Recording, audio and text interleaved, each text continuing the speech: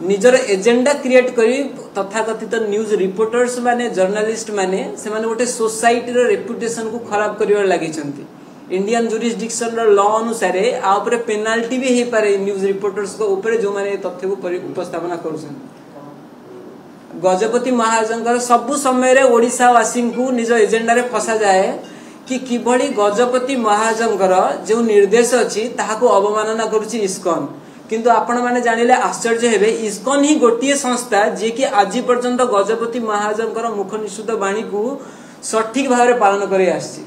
आपण मु कहया पई उचित माने करबी कि 2019 मसिया रे अधीन रथयात्रा प्रसंग उठिला जते बेले लुधियाना रे अधीन रथयात्रा हैला।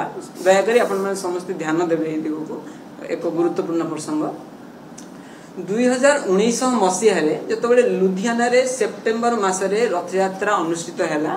सेही समय रे ए अधीन रथयात्रा को पूरी प्रशासन एवं जगन्नाथ संस्कृति परिषद जहाँ जो माने मेंबर थिले जगन्नाथ प्रेमी से माने घोर विरोध कले एवं गजपति महाराज कर निर्देश अनुसार 2019 परठार इस्कॉन रथयात्रा हेलानी। किंतु 2019 पूर्वरु जहाँ चली जिते बड़े लोक मैंने जानी नथिले कि अधीन रथयात्रा हुए बोली से समय रे कोनाबिरा नुआपड़ा आपण माने जानी थिबे आज को प्राय 27 वर्ष हैला नुआपड़ा डिस्ट्रिक्ट रे कार्तिक मासर एवं कार्तिक मास चलछि कार्तिक मासर शुक्ल पक्षर चतुर्दशी तिथि रे रथयात्रा अनुष्ठित हुए एवं कार्तिक पूर्णिमा रे ताहार अंत घटे। आउ एटा से माने मन इच्छा करूना महाप्रभु जगन्नाथ नुआपड़ा से जगन्नाथ मंदिर रे जे हेड पुजारी विशेष से पुजारी को स्वप्नादेश करथिले कि तुमे मोर रथयात्रा आषाढ़ मासर शुक्ल पक्षर द्वितीय तिथि जोटा कि जगन्नाथ मंदिर रे पालित हुए से तिथि रे पालन न करी तुमे मोर रथयात्रा कार्तिक मासर शुक्ल पक्षर चतुर्दशी तिथि रे पालन करिवो। ए गले प्रथम मंदिर जे कि 27 वर्ष हैला अधीन रथयात्रा करी करी आसुछन आज पर्यंत बंद नहीं। द्वितीय होचंदी आपण माने समस्त जानिथिबे श्री लक्ष्मणानंद सरस्वती जते बेले से हिमालय रु फेरिले ओडिसा भूमि रे पाद देले से देखंदी कि सरल आदिवासी माननकु ख्रिस्टियंस माने ख्रीष्ट धर्म को कन्वर्ट करि नउछन। जते बेले से एटा देखिले कि हमर दलित आदिवासी भाई भौणी माननकु ख्रिस्टियन माने तांको धर्म को परिवर्तित करूछंदी से समय से 3 मास धरि रथयात्रा करथिले 3 मास जेउथिरे 10 लाख रु भी अधिक लोकन को से पुनि थरे हिंदू धर्म सहित जोड़ी थिले।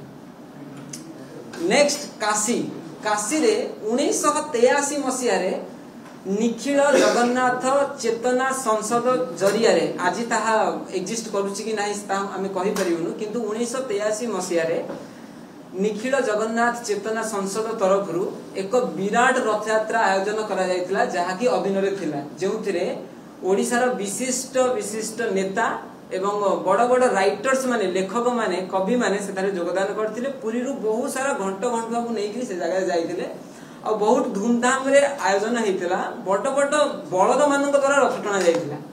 एरा होची 1983 मसिया कथा। नेक्स्ट टाइम आसीया दिल्ली आपण किछि पूर्व वर्ष ही आपण देखिथिबे दिल्ली रो जे सीएम थिले रेखा गुप्ता से एक रथयात्रा अटेंड करूछंदी। से रथयात्रा से निजे कहउछंदी कि हम दिल्ली रे आज को 20 वर्ष हैला गीता भवन पंचायत समिति द्वारा पुरी रे पालन करा जाउथिबा रथयात्रा रो 7 दिन पूर्वरु रथयात्रा अनुष्ठित हुए केवल गोटे दिन नहीं।